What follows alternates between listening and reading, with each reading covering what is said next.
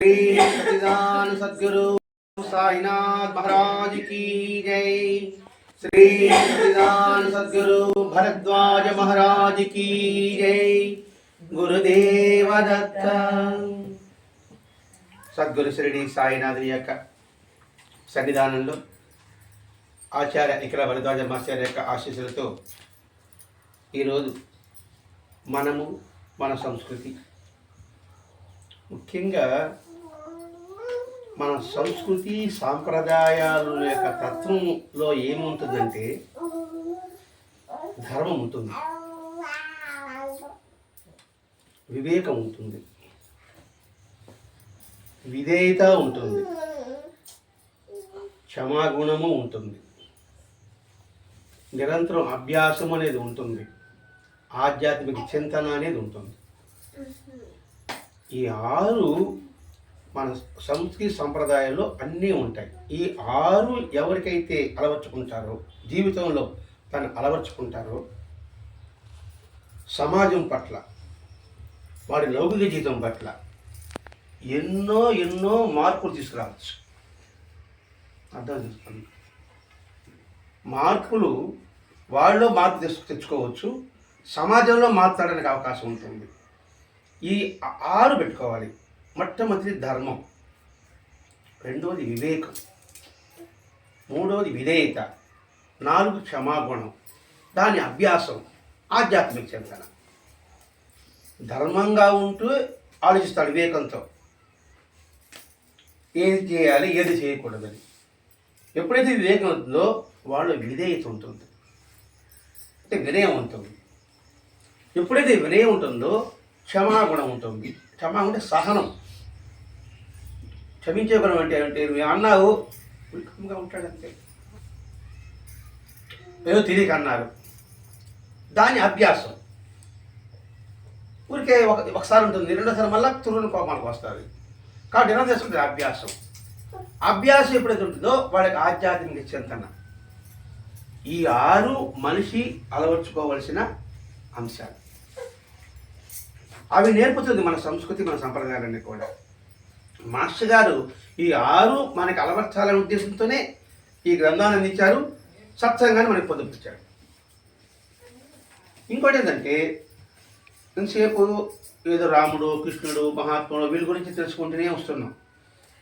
లోతుగా అసలు సైన్స్ ఏమనుకుంటుంది, ఎవరు చెప్పారనుకోండి సైన్స్ నిజం అనుకుంటాం మనం, వాళ్ళు చెప్పేది కరెక్ట్ అనుకుంటాం. ఇవన్నీ మూఢనమ్మకాలని భావన మనలో వచ్చేస్తుంది. దానికి కూడా మాస్టర్ గారు గ్రంథం రాశారు. సహజంగా ఇప్పుడు ఏమోండి మోడర్న్ సైన్స్, మోడర్న్ కల్చర్, ఈ భావంలో బాగా మన మనసు కూరుకుపోయింది చెప్పాలి, కూరుకుపోయింది. మన సంస్కృతిని, మన సంప్రదాయాన్ని, మన ఆచారాలని, మన వేద ధర్మాల్ని అన్నీ మర్చిపోతున్నాం. వాటిలో ఎంత ప్రాముఖ్యతను చెప్పడమే ఈ గ్రంథం యొక్క ఉద్దేశం. లేకపోతే భూమికి ఎందుకు నమస్కారం పెట్టడం, గంటలు ఎందుకు కొట్టడం, దేవుడికి ఎందుకు వెళ్ళడం, దర్శనం ఏమిటి, ఎందుకు రాయాల్సి వచ్చింది? మామూలు సంగతి ఆ గుడికి ఎదురు పోయేది రాత్రి ముఖ్యది అన్నాడు అనుకోండి, నేను రాయే కదా అని ఇప్పుడుండే చదువుకునే పిల్లలకి అదే అనిపిస్తుంది కదండి. అదే భావి తరాల వరకు అందించాడండి గ్రంథం. అందుకే ఈ గ్రంథాన్ని మనం ఇక్కడ చెప్పుకుంటారంటే, మనం తెలుసుకుంటే మన పిల్లలకు చెప్పగలం.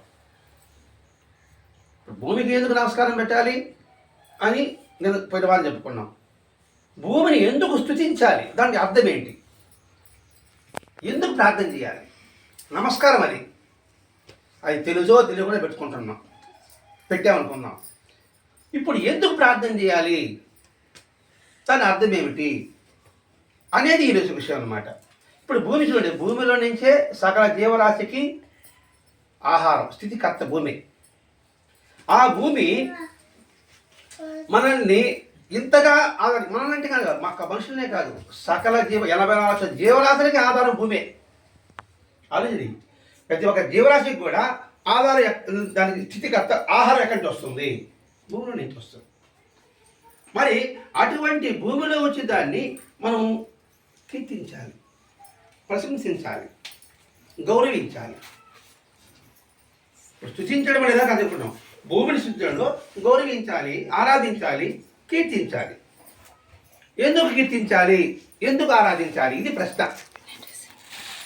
భూమిని ఇప్పుడు సైన్స్ అవుతారు, అది జడం కదండి, కలదు, మన కంటికి కనబడదు. కానీ వాస్తవం ఏంటి, భూమి తిరుగుతూ ఉంటుంది, కంటికి కనబడదు, మీద జడం అండి, దానికి ఎందుకు నమస్కారం పెట్టడం, దానికి ఎందుకు పూజ చేయడం అనే భావనే చాలామందికి వస్తూ ఉంటుంది కదా. కొంచెం మనం ఇది కథ కాదు, అసలు తెలుసుకోవడానికి మనం ప్రయత్నం చేస్తున్నాం. అంటే వైజ్ఞానిక దృష్టి అంటే సైన్స్ అనమాట. వాడేంటంటే బాహ్యంగా పరిశోధనల ద్వారా అయితేనే వాళ్ళు నమ్ముతారు, వాళ్ళు పరిశోధన ప్రయోగాల ద్వారా అయితే నమ్ముతారు వాళ్ళు.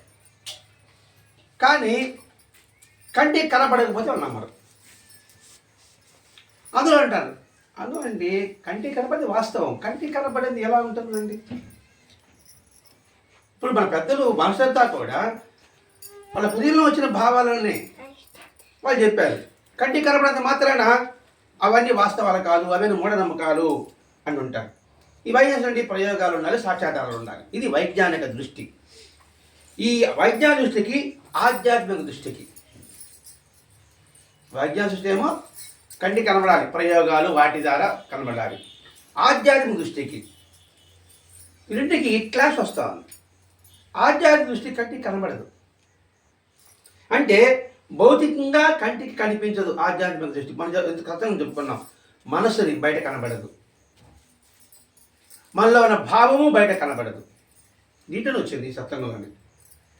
మీ మీద అభిమానం ఉంది, అభిమానం ఎలా చూపించగలుగుతాం, అది భావం లోపల ఉంది, అది కంటికి కనిపించే మాత్రం నీకు అభిమానం లేదని ఎలా ఉంటుంది,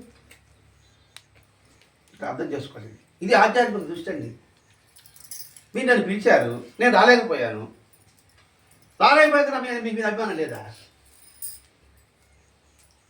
నువ్వు రాలేదు కాబట్టి నీకు అభిమానం లేదు, ఇది వైజ్ఞానిక దృష్టి.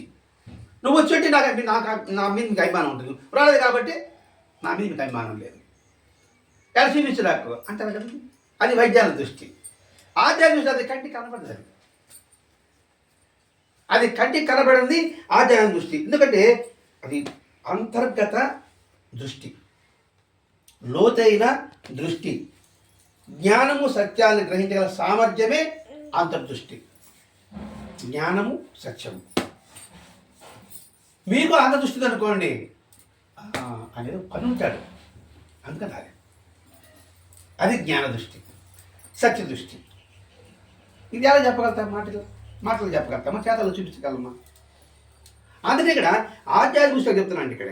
అంటే కేవలం చూడటం కాదు, బాహ్యంగా లోతుగా అనుభూతి చెందడం, అర్థం చేసుకోవడం, విశ్వంతో మమేకం కావడం, ఇది ఆధ్యాత్మిక దృష్టి.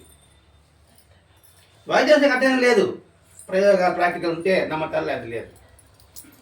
మన మనుషులంతా కూడా ఆధ్యాత్మిక దృష్టి. అంటే వాళ్ళు ప్రతి ఒక్కటి దూరపు ఆలోచనతోనే మనకి ఇవన్నీ ఏర్పరిచారండి. వీటికంటే సామ్రాజ్యం కనిపిస్తే సామరస్యం, ఇది వైజ్ఞానిక దృష్టికి ఆధ్యాత్మిక దృష్టికి కొన్ని విశేషాలు అర్థమవుతాయి. 15వ శతాబ్దంలో అప్పుడు పుట్టింది సాంస్కృతిక పునర్జీవన విధానంలో, అంటే రెనెసాన్స్ ఏదో పేర్లు ఉంటాయి కదా, వాటిల్లో ఆధ్యాత్మిక దృష్టి దాని వదిలి పెట్టేయండి, ఆధ్యాత్మిక దృష్టి వద్దు. శాస్త్రీయ పద్ధతిలో వాళ్ళు ప్రయోగాలు ప్రారంభించారు 15వ శతాబ్దంలో. చెరుకు రసం ఉంది, దాన్ని పక్కన పెట్టి చెరుకు రసం అంటే చెరుకు ఏమో మనకేం తెలుసు, చెరుకు వేస్తాము, పండిస్తాము, తర్వాత కోస్తాము, తర్వాత చేస్తాము. అది వైజ్ఞానిక దృష్టి. ఆధ్యాత్మిక దృష్టి అండి రెడీగా ఉండేది, కానీ నమ్మనం అది చెరుకు పెట్టాలంటే అని అప్పుడే ప్రారంభమైందన్నమాట. అంటే మన కంటి కనిపించేది నమ్మాలి, ఇవన్నీ విశ్వసించకూడదు అని ప్రారంభించారు. ఆ తర్వాత 18వ శతాబ్దం, అంటే మ్యాథ్స్, ఫిజిక్స్, ఈ శాస్త్రాలు అన్నీ వచ్చేటప్పటికి అవి బాగా కొంచెం ఇంప్రూవ్ అయింది కదా, సైన్స్ ఇవంతా కూడా. ఇవంతా అయ్యేటప్పటికి ఏమైందంటే యాంత్రికము జడము మాత్రమే అయిన భావం ఏర్పడింది. ఏది యాంత్రికము? పువ్వు పూసి అదే మెకానిక్, అందరికీ జరిగింది అంతే. చిన్న ఒక విత్తనం వేస్తే 10 గంటలు ఎలా వచ్చేది, అవన్నీ మెకానిక్ వచ్చేసింది అంతే అని చెప్పడం ప్రారంభించారు వాళ్ళు. ఎవరు? సైన్స్. ఇది ఫిజిక్స్ తెలుసుకున్నారు కదా, ఎట్లా వచ్చింది అంతే. ఇప్పుడు ఇక్కడ మట్టి ఉంది, మీరు బండలు పరిచారు, మధ్య సందు బాగా చెక్కేశారు కదా, అది కూడా చెక్కేశారు, బాగా అదంతా చెక్కేసి బండలు పరిచారు, సందులో ఉంటుంది. ఆ సందులో నుంచి మొక్కలు వస్తాయి, గమనించారా? చెట్లు వచ్చి మొత్తం దున్నేశారు కదా మీరు. మరి ఎట్టు వచ్చింది అది? అడుగు వరకు ఎత్తేస్తుంది మట్టి కూడా, మన రైల్వే స్టేషన్లో అంతా కనబడుతుంది మనకి. మరి దానికి సమాధానం అక్కడ. కానీ దాన్ని మనం చెప్పం, వాళ్ళు చెప్పేదే నమ్మకం, సైన్స్ చెప్తే నమ్మకం, మన పెద్దవాళ్ళు చెప్తే నమ్మం. అది 18వ శతాబ్దం. ఆ తర్వాత న్యూటన్ వచ్చాడు, గెలీలియో వచ్చాడు. వచ్చేటప్పటికి ఈ 19వ శతాబ్దానికి అది బాగా నాటుకుని పోయింది. ఎట్లా అంటే ఇంగ్లీష్ వాళ్ళు వచ్చి మన దేశానికి వచ్చి ఆదివారం హాలిడే ఇచ్చాడు. ఎవరి కోసం ఇచ్చారు హాలిడే? వాళ్ళ ప్రేయర్ కోసం ఇచ్చుకున్న హాలిడే. అది తీసేయగలం ఇప్పుడు? వీలవుతుందిగా? దాని వరకు చెప్పుకుందామండి. అంత బలంగా నాటుకుపోయింది. వాళ్ళు మనకి ఎంత దాదాపు కొన్ని సంవత్సరాలు పరిపాలించారు కదా, అదే వాస్తవము అనే భావన మనకి ఏర్పడిపోయింది. అందువల్ల మన సాంప్రదాయాలన్నీ కూడా అదంతా తూనా బొడ్డు లెక్క అయిపోయింది. అంత పనికి మాలది చేతకాని తినడం, ఆ చేదస్తము అట్లయిపోయింది. ఇప్పుడు గడపకి పసుపు బూయడం కూడా అదే చేదస్తం అయిపోయింది. ఇప్పుడు కదా మళ్ళా ఓల్డ్ ఈజ్ గోల్డ్ వస్తాడారు వాళ్ళట. ముందేమో నంచిగారు బారేస్తుంది, ఇప్పుడు ఏమనుకుంటారు? రా పొరపాటు అయిపోయింది నాయన, అదే అనుపోతాడు. ఇక్కడ నాడిపోయేటప్పటికీ మానవ జాతి భౌతిక అవసరాలంతా కూడా ప్రకృతి నుండి సాంకేతిక నైపుణ్యంతో రాబట్టుకోవడం ప్రారంభించారు. స్వార్థ దృష్టితో కొండల్ని పడగొట్టేయడం, చెట్లని నరికేయడం, తర్వాత ఫ్యాక్టరీలు పెద్దకు పెట్టడం, దానివల్ల కాలుష్యం రావడం. అంటే స్వార్థమే ఎక్కువగా. ఇప్పుడు కొండల పిల్లలంతా ఎందుకు ఆక్రమించుకుంటున్నారు, ఎందుకు కొట్టాడు పారేస్తున్నారు? కొండలు కోనలు ఉంటేనే మనకి సకాల వర్షాలు వస్తాయి, ఇలా ఎలా వస్తాయి? ఆ మిషనరీ బట్టి చేసి అయిపోయింది. మరి అంతెందుకండి, మిక్సీలో వేసి చట్నీ చేసేదానికి రుబ్బురోలో చట్నీ చేసేదానికి తేడా ఉంటుంది. రుచి చూడండి కావాలంటే. రుబ్బురోలో చట్నీ పిండి చేసేదానికి రుచి బాగా ఉంటుంది, ఆరోగ్యానికి ఎంతో మంచిది. మిక్సీలో చేస్తున్నాం, అది మెకానిజం తింటున్నాం, కానీ అదే మాకు బాగుంటుంది అనిపిస్తుంది మనకి. ఎందుకు బాగా మెత్తగా ఉంటుంది, ఇది కొంచెం గరుగ్గా ఉంటుంది కదా, కానీ ఇది ఆరోగ్యం. అంటే త్వరగా అయిపోవాలి స్వార్థంతో. దానికి కరెంటు బిల్లు ఆలోచించాం కదా, అంత ఉందో. ఎక్సైజ్ ఉండదు, ఇది ఎక్సైజ్ ఉంటుంది రుబ్బురోగా. అందువల్ల ఆమె ఎంతైనా కూడా చూడు, వెనక ఆమె కూర్చోండి, ఎంత పని ఆమె చేస్తా ఉన్నది, మీరు చేయగలుగుతున్నారా?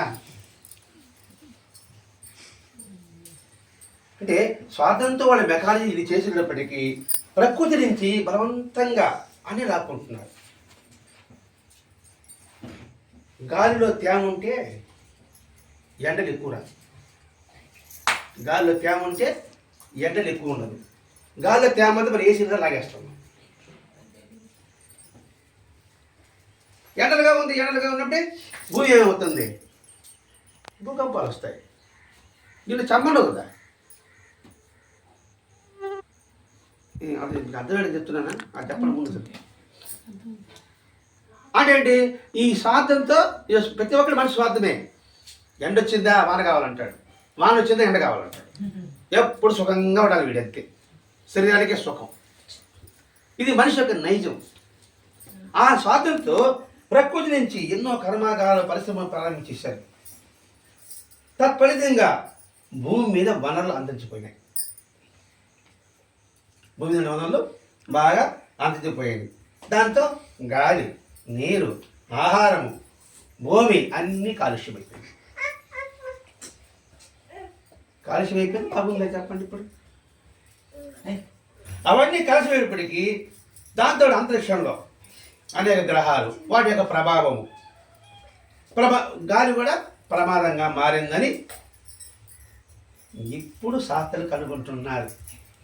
అంత అయిపోయిన తర్వాత ఒరే గాలిలో కాలుష్యం అయిపోయింది, ఆడ కాలుష్యం అయిపోయింది అని చెప్పేసి పేపర్స్ ఉన్నాయి కదా, పర్యావరణం కాపాడుకోండి. కాబట్టి ఢిల్లీ మనం చూస్తాను, పేపర్లో చూసాను, ఢిల్లీ చూసిలో కాలుష్యంతో మాస్క్ వేసుకుని తిరుగుతున్నారు.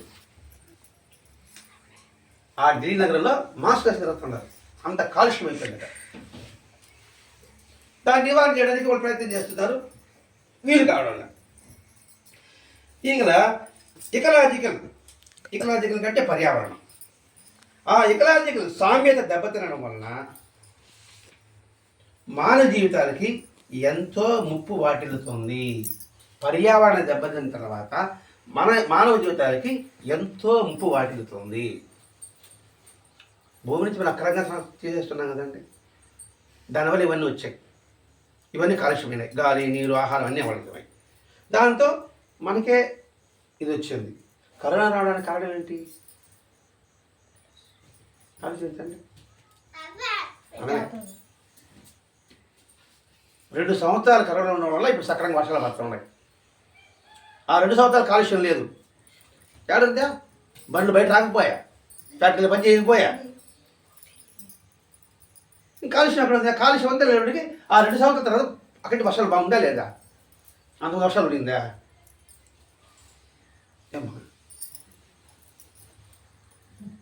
అదే బట్టి విషయం. అంటే ఇలా కట్టడం కూడా స్వార్థపరమైన కేవలం భౌతిక దృష్టి వల్లనే దేశం మధ్య యుద్ధాలు. ఆ యుద్ధాల వల్ల దేశాలు, ఈర్ష్యలు, రాజకీయంగా మతపరంగా రంగులు పూసుకుని భయంకర యుద్ధాలు. ఇప్పుడు కూడా దక్షిణ అమెరికాలో యుద్ధం ఈరోజు. అనవసరంగా అమెరికా పోయి బాంబులు వేస్తూ ఉంటుంది. మరి అదేదో వెనిజువేలా అంట ఆ ఊరి పేరు, బాంబులు వేసేస్తున్నారు. నీటి కోసం రాష్ట్రాలు పుట్టుకుంటున్నాం. ఎందుకు వచ్చింది ఇక్కడ అనేది మాస్టర్ చెప్పడమే మాస్టర్ గారి ఉద్దేశం అండి. భూమికి ఎందుకు మనం స్తుతించాలి అంటే,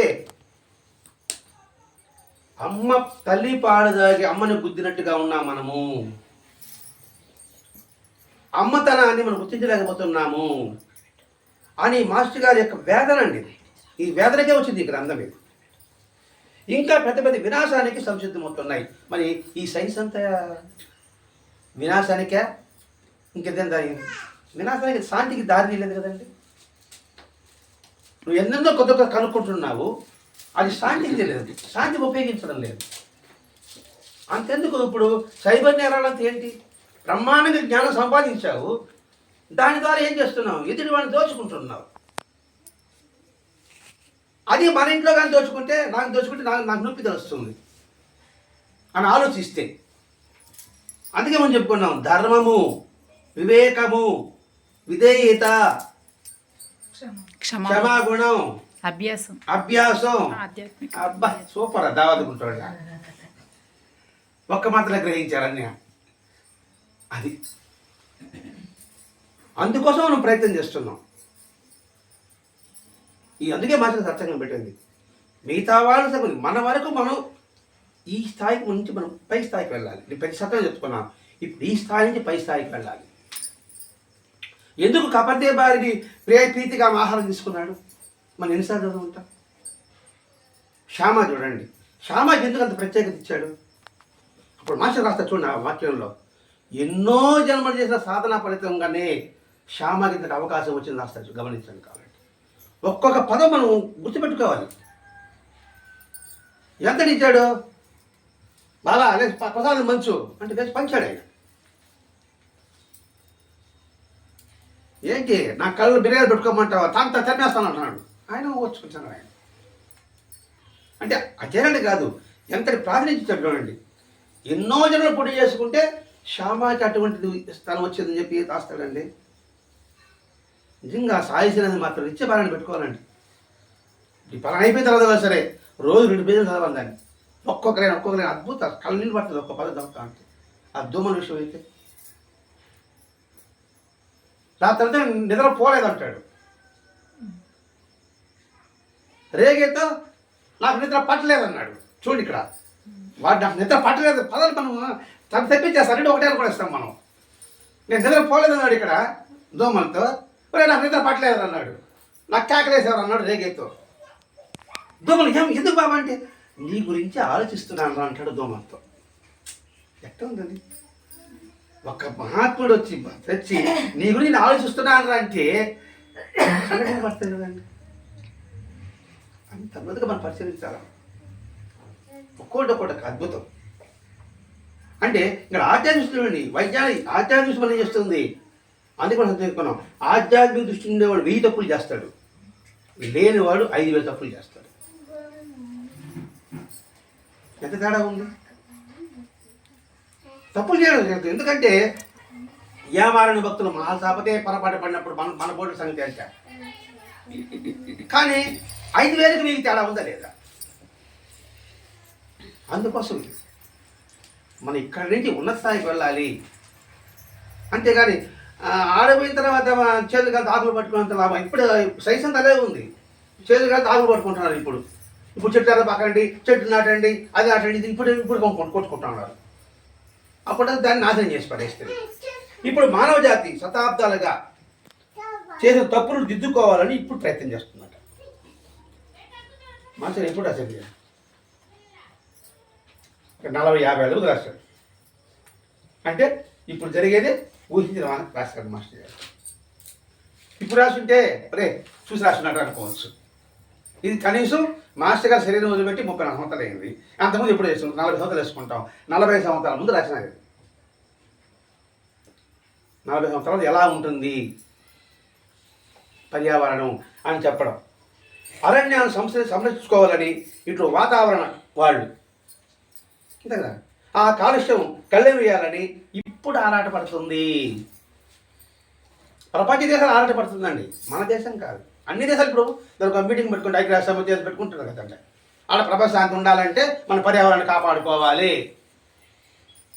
ఇప్పుడు చేతులు కానీ ఇద్దరు ఆకులు పట్టుకోవడం లాంటిది. దీన్ని బట్టి మనం ఏం చేసుకోవాలి? పర్యావరణం మనం ఎలా కాపాడాలి చెప్పండి? మనం ఎలా కాపాడాలి? టీవీ హాల్లో పెట్టాలి, వంటింట్లో పనిచేయాలి, బెడ్రూమ్లో ఫ్యాన్ తిరగాలి, బయటకు వచ్చిన పక్కన గోడ పక్కన అంత మాట్లాడుతూ ఉండాలి. నేను ఇది పర్యావరణం కాపాడము అవునా? చెప్పండి. ఇట్లాంటి మనం తెలుసుకోవాలండి, తొలగించుకోవాలి. ఒక కరెంటు యూనిట్ కానీ మనం సేవ్ చేస్తే దేశానికి ఎంతో ఎంతో ఎంతో మనం సేవ చేసినట్టండి. అవసరానికి వాడండి, అవసరానికి వాడదని చెప్పలేదు. ఫ్యాన్ వేసుకుని కూర్చోండి, టీవీ పెట్టుకుని చూడండి. టీవీ పెడితే వంటింట్లో బాగా చేసుకుంటా ఉంటుంది, ఫ్యాన్ పెట్టు ఉంటుంది, ఏసీ పడుతూ ఉంటుంది, ఆ గోడ మీద ఆ వాళ్ళతో మాట్లాడుకుంటూ కూర్చుంటారు. నేను చూశాను కాబట్టి మా ఇంట్లో జరుగుతుంది, మీ ఇంట్లో కాదు, మిమ్మల్ని కలపడం. అంతే ఏదైనా కరెంటు బిల్లు ఎక్కువ వచ్చిందే అంటాడు మన మా ఇంట్లో. అదే కానీ 2000 వచ్చిందంటే 2000 దాకా కట్టబోతుంది లేదండి. ఈ కండిషనే కాదు, మన జీవితంలో కూడా పొరపాటుగా ఒక మాట అనేసి అయ్యో పొరపాటుగా చేశాను, పొరపాటు పని చేసి అయ్యో పొరపాటుగా చేశాను అంటే మాట మాట్లాడేటప్పుడు పని చేసేటప్పుడు ఆలోచించు. ఎందుకు వచ్చింది? చేతులు కాదు ఆకులు పట్టుకోవడం అని పదవి వచ్చింది కాబట్టి ఇక్కడ ఇప్పుడు వాళ్ళు ఆరాటపడుతున్నారు పర్యావరణం కాపాడాలని. అట్లా ఉండకూడదు. అందుకని ఇప్పుడు మన రాష్ట్రాన్ని ఎలక్ట్రిక్ బస్సులు, ఎలక్ట్రిక్ స్కూటర్లు ఇప్పుడు నుంచి అంటే ముందు ఆలోచనతో, అట్లాగే మన జీవితంలో మన ఇంట్లో కూడా ముందు ఆలోచనతో, దూరాలోచన కాదు దురాలోచన ఉంటుంది మనకి. దురాలోచన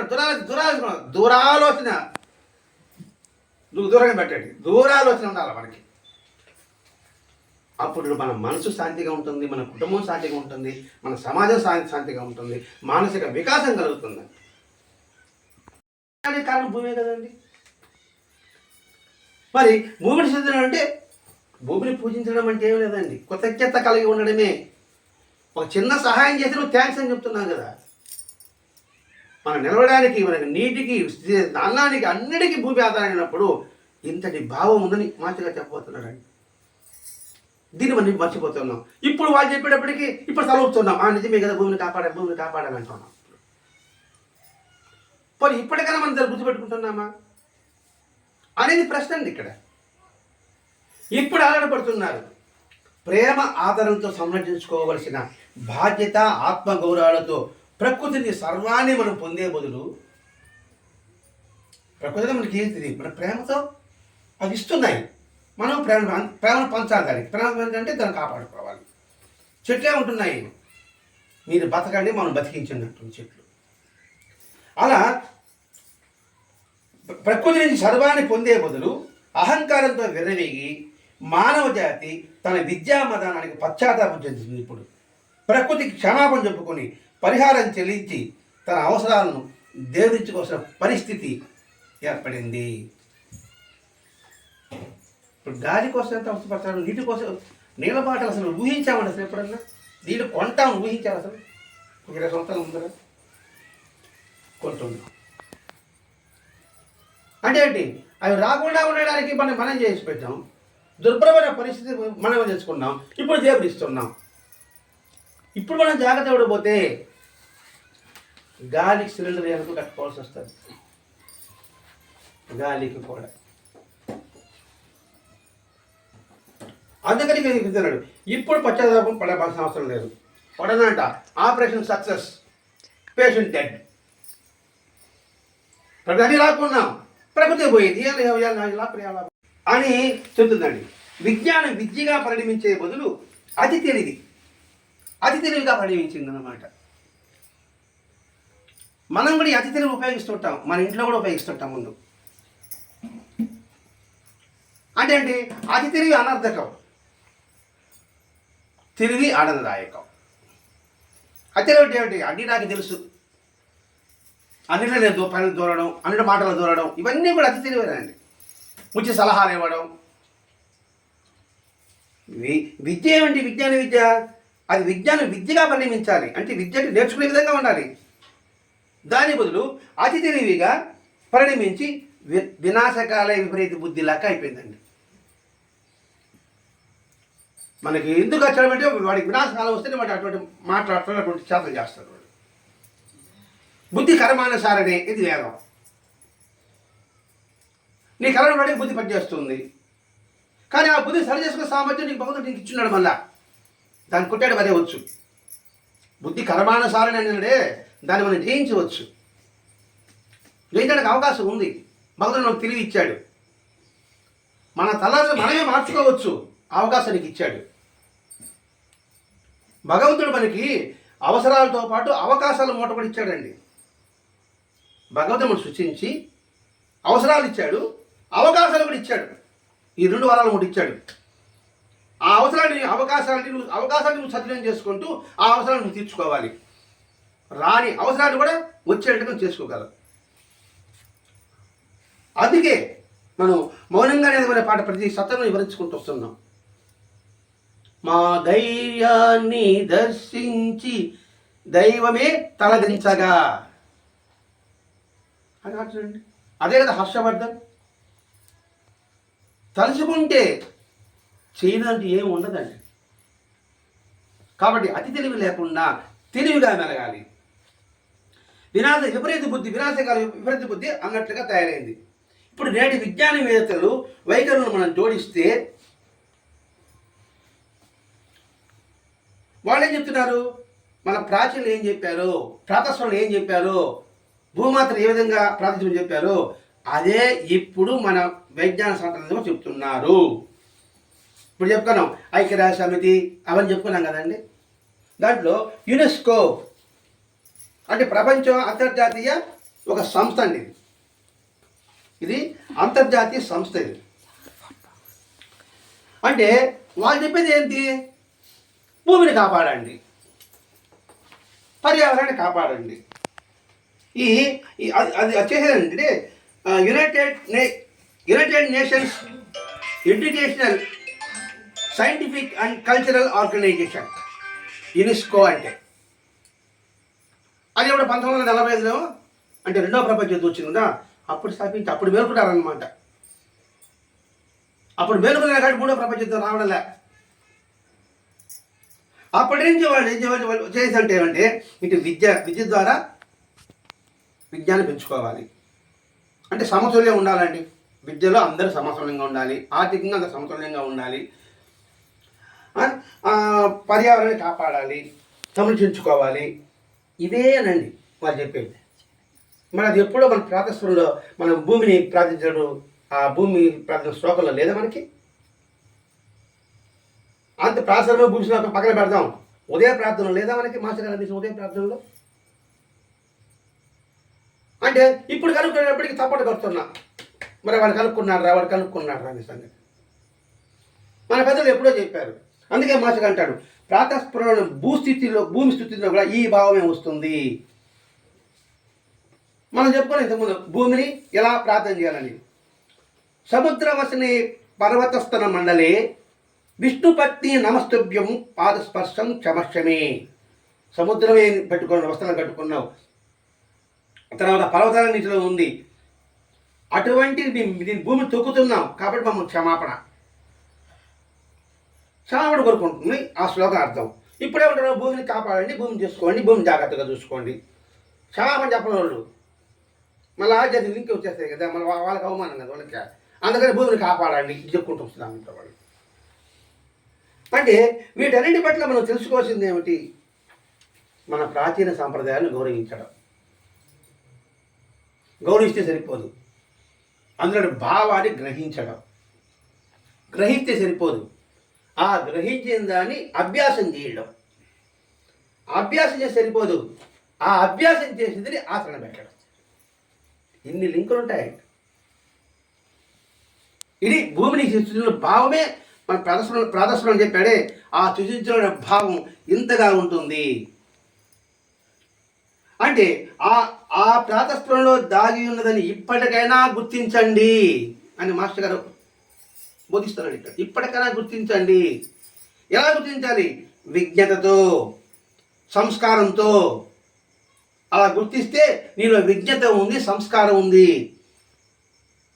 అలా కాకుండా నీ బుద్ధిశక్తికి, ఆత్మగౌరవానికి న్యూన్యత కాదు, తక్కువ చేసుకోవద్దు. అంటే ఇక్కడ విజ్ఞత అంటే ఏమిటి? జ్ఞానము, తెలివి. ఏదో విజ్ఞత పదాలు వాడేస్తూ ఉంటాం. జ్ఞానము, తెలివి అంటే మంచి చెడుల పట్ల వ్యత్యాసం తెలుసుకొని ఉండడం, సరైన ఆలోచన కలిగి ఉండడం, చైతన్యం కలిగి ఉండడం, దీన్నే విజ్ఞత అంటారు. విజ్ఞత అంటే వివేక కదా ఒక అర్థంలో ఉండిపోతాం. 4 అర్థాలు చెప్పుకుంటున్నాం. ఈ 4 అర్థాల్లో కూడా విజ్ఞతని అర్థం వస్తుందిరా నాయన. ఒక వాక్యం చెప్పుకోవాలంటే సరైన ఆలోచన. జ్ఞానము తిరిగి పక్కన పెట్టాం కూడా సరైన ఆలోచన. ఆ ఆలోచనలో చైతన్యం కలిగి ఉండాలి. దానిని విజ్ఞత అంటారు. మరి సంస్కారము అంటే సంస్కారం అంటే సంస్కారం అంటే ఏంటి? సంస్కారం ఏంటి? సంస్కారం దాని అర్థం ఏంటి అంటే ప్రతి ఒక్కటి మాస్టర్గా తెలుసుకోమంటున్నాను. ఇక్కడ సంస్కారం అంటే మనలో ఉన్న మలిని తొలగించుకున్నవాడు సంస్కారవంతుడు. అంటే ఉన్నతమైన ప్రకాశవంతమైన గుణాలు కలిగిన వాడు. అంటే ప్రకాశం అంటే మనలో బ్రైట్నెస్ ఉంటుంది. ఆ గుణాలు వాడి ముఖం చూస్తారని చెప్పేస్తాను అనమాట. నేను డ్రాయింగ్ వేస్తా ఉన్నారు ఒకడు, నీకు ప్రైజ్ వస్తుందని చెప్పారు ఒకడు. కరెక్ట్గా సెకండ్ ప్రైజ్ వచ్చింది అమ్మాయి. హత్య మాట్లాడారు. ఏం చూసి ఏం చేసి చెప్పినారు అంటున్నారు. ఏం మొక్కలు ఏముంది మాట్లాడదు పాప అవుతున్నాడు. అది తెలిసిపోతాడు. సంస్కారం అనేది ఖచ్చితంగా తెలుస్తుంది. అంతేకాకుండా జీవితాన్ని సంపూర్ణంగా సార్థకం చేసుకోవడం సంస్కారం. ఒక్క వాక్యం చెప్పుకోవాలంటే సంస్కారవంతుడు అంటే అర్థం ఏంటి? మంచిగా ఉన్నాడనా, మనం సహాయం చేస్తున్నాడనా, ఇదే అనుకుంటాం మనం. వాడి జీవితాన్ని సరైన పందాలు నడిపించుకుంటుంటాడు, సార్థకం చేసుకుంటుంటాడు. సార్థకం చేసుకున్నవాడే సంస్కారవంతుడు. అలా కలిగి ఉండండి. ఇప్పుడు చెప్పిన దాన్ని కూడా మీరు విజ్ఞతతో, సంస్కారంతో మీరు దాన్ని గ్రహించండి, ఇప్పటికైనా గుర్తించండి. అంతే. అలే కాకుండా మీరు ఆత్మగౌరవానికి ఆత్మహత్య చేసుకోబాకండి. అసలు వదిలేసి సైన్స్ని పట్టుకుని ఏలాడబాకండి. వాస్తవము మన వేదము, మన ధర్మము, మన సాంప్రదాయాలు, దీన్ని గుర్తుపెట్టుకోండి. ఇది ఈరోజు భూమిని స్థితిలోని భావం ఏమిటి అనే విషయాన్ని ఇక్కడ మాస్టర్ గారు స్పష్టంగా తెలిపాడు. దీన్ని బట్టి మనం ఏం గ్రహించాలి? ఇప్పుడు మొత్తం విన్నాం. ఇది కథ కాదు, ఆలోచన తత్వం, సరైన ఆలోచన తత్వం. సరైన ఆలోచన ఏం చేస్తుంది? మనల్ని సంస్కారవంతం చేస్తుంది. సంస్కారవంతం ఏం చేస్తుంది? వాడి జీవితాన్ని సార్థకం చేపిస్తుంది. ఏదో పుట్టామో పెరిగామో వెళ్ళాము కాదు. నా జీవితం ఒక సార్థకత. నేను ఈ ఊళ్ళో ఈ ఇంట్లో ఉన్నాను. ఈ ఇంట్లో ఉన్న తర్వాత నా జీవితాన్ని సార్థకం చేసుకున్నాను. సాధకుడు ఏమంటే సరైన మంచి గుణాలు కలిగి ఉండాలి, సరైన ఆలోచన కలిగి ఉండాలి.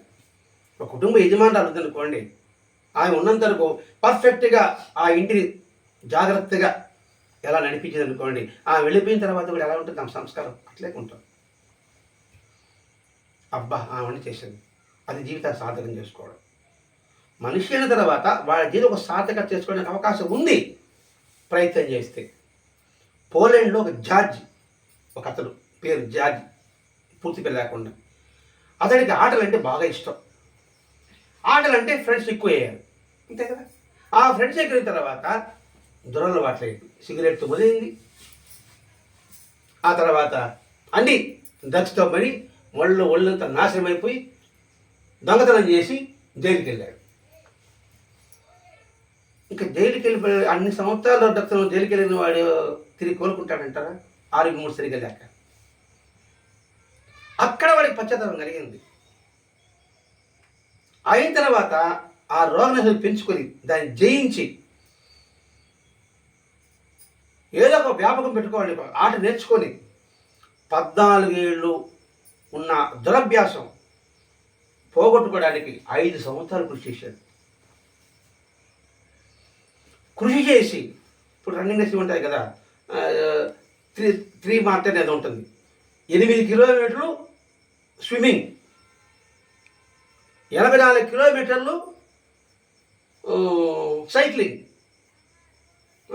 పరుగు పందెం అనుకుంటా, 230 కిలోమీటర్లు సైక్లింగ్. ఈ రెండు ఏదో ఒకటి ఉంటుంది. దాన్ని సాధించాడు. ఊహించగలమా? దురలవాడు పడిన వాడు తిరిగి కోలుకుంటాడు అసలు? అందుకనే మాస్టర్ గారు విజ్ఞత అనే పదం వాడాడండి ఇక్కడ, సంస్కారము అనే పదం వాడాడు. ఇప్పటికైనా గుర్తించండి, మనలోని బలహీనతను గుర్తించండి. ముందు దాన్ని తొలగించుకోవడానికి ప్రయత్నం చేయండి. బలహీనతను మనం నమ్మలేకపోతున్నామే, తెలుసుకోలేకపోతున్నామే. తెలుసుకున్నా గుర్తించలేకపోయినా కూడా దాన్ని తీసుకోవాలని ఆలోచన ఎంతమందికి ఉంది? అంతా ఇట్లాగా ఉండాలి కదండి, మనం మారితే ఒక్కరు మారి సరిపోతుందా? మీరొక్కరు బస్ టికెట్ కొనకపోతే ఏమయ్యా మునిగి మొత్తం ఆర్థిక అభివృద్ధి పెరిగిపోతుందా అన్నారు. ఆడవాళ్ళు బస్ టికెట్ కొంటే ఎగతాళి చేస్తున్నారు. ఏదైనా ఒక అడుగుతేనే స్టార్ట్ అవుతుంది. మన ఆలోచన ఒక మంచి ఆలోచన ప్రారంభంగానే భరద్వాజ మాస్టర్ గారి కృషి అండి. ఒక పుస్తకం రాయాలంటే చిన్న విషయం కాదు తల్లి, కన్న రాయాలంటే అంత మాషామాషి కాదు. తన జీవశక్తి ప్రాణశక్తి అన్నీ దారబోసాడు. మనకి మాస్టర్ గారి చివరి గ్రంథం అనుకోవాల్సిందే, ఇంకేం గ్రంథం వస్తే మనకు తెలియదు. అటువంటి మన సంస్కృతిలో మనం చేసుకోండి, విజ్ఞతతో సంస్కారవంతంగా అయి మన జీవితాన్ని సార్థకం చేసుకుందాం. స్వస్తి. శ్రీ సచ్చిదానంద సద్గురు సాయినాథ్ महाराज की जय. श्री सच्चिदानंद सद्गुरु भरद्वाज महाराज की जय. गुरुदेव दत्त.